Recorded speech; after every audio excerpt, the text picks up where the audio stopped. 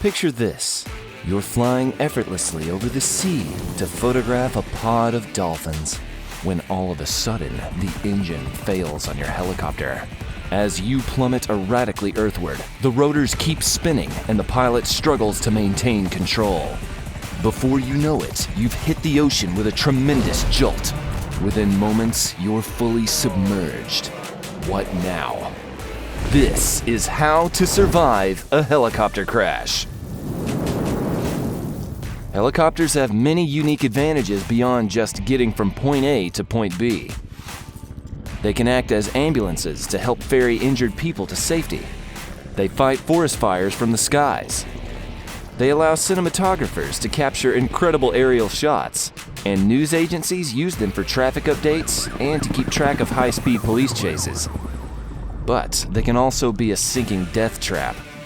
Unlike a plane, if an engine fails on a helicopter, they can't always glide their way to a safe landing, which is why it is imperative as a passenger to know the proper survival techniques in an emergency situation. Before you decide to go tour the Grand Canyon by air or fly to some fancy private island, pay close attention to this video, as there are many safety precautions you should know. Why are helicopter crashes so dangerous? What should you do if you crash in water? How can you protect your body from impact? In the words of Arnold Schwarzenegger, let's get to the chopper and find out. Step 1. Train ahead of time. While this video might give you a general overview of what is helpful, please also do yourself a favor and enroll in helicopter survival training. This is especially important if you're planning to fly over water, as an underwater escape from a helicopter can be very challenging.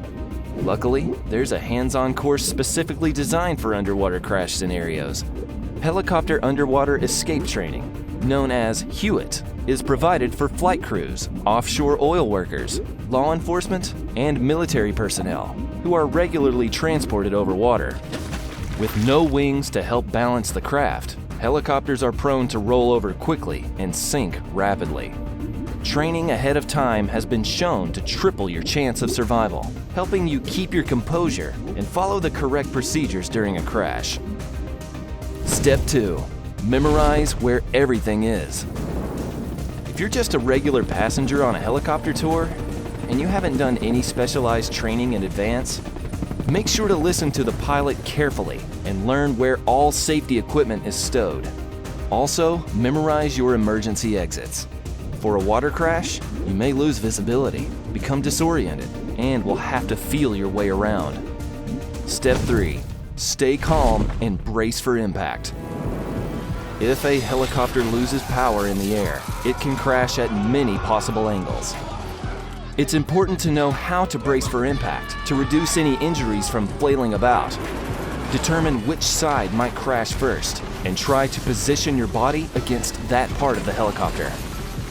For instance, push your head into the surface it's likely to hit and hold it there to prevent whiplash and any secondary impact. If you're facing forward, squeeze your lower back firmly against the back of the seat.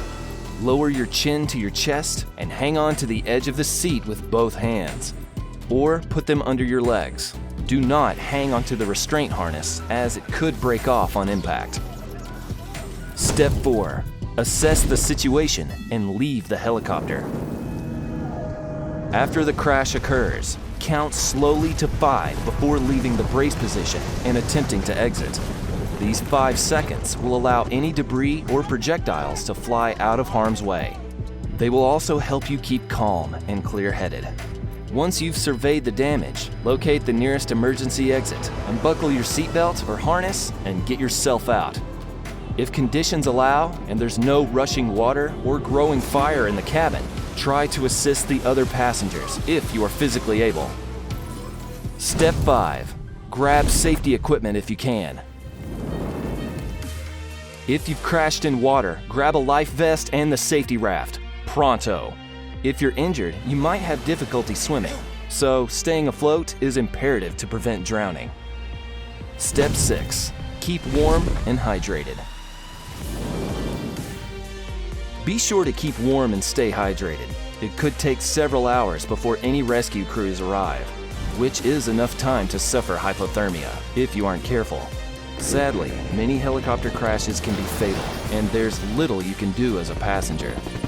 Fortunately, with recent safety developments, any helicopters flying in busy U.S. airspace are mandated by the Federal Aviation Administration to have the Automatic Dependent Surveillance Broadcast System, or ADS-B, installed.